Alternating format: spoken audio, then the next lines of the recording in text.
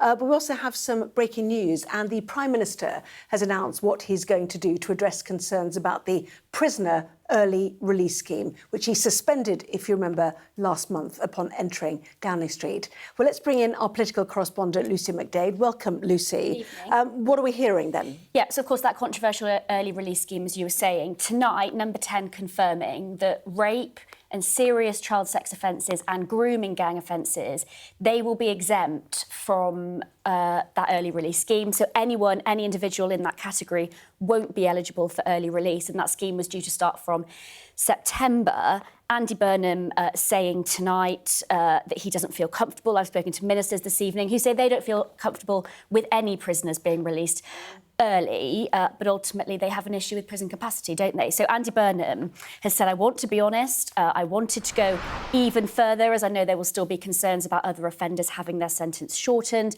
but it's not possible without the prison system reaching capacity and collapsing, which would put public safety at much greater risk. Now, we saw, didn't we, that prisons were almost at max capacity before the general election in 2024.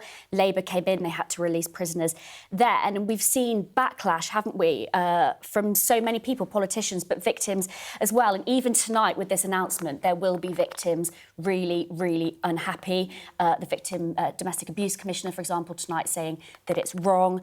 Andrew Harper's widow, the Thames Valley police officer who was killed in 2019, she has already come out this evening saying that this is appalling. Interestingly, in this Number 10 press release, there are a number of things I think to pick up on. The first batch of early releases will be delayed until October. Andy Burnham saying that that will give probation officers time to prepare. It will give victims more time to be notified, get the support that they need.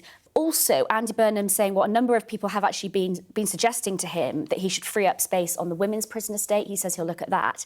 And also review these outdated IPP sentences, which I know you guys have covered with your newspapers plenty of times, that many people have been calling for a long time. Well, this is indefinite sentences. Yeah, indefinite sentences that were abolished many years ago, but still I think over a couple of thousand people still in prison having served those sentences. So a couple of things there that Andy Burnham is saying that he'll look at to try and ease things even more.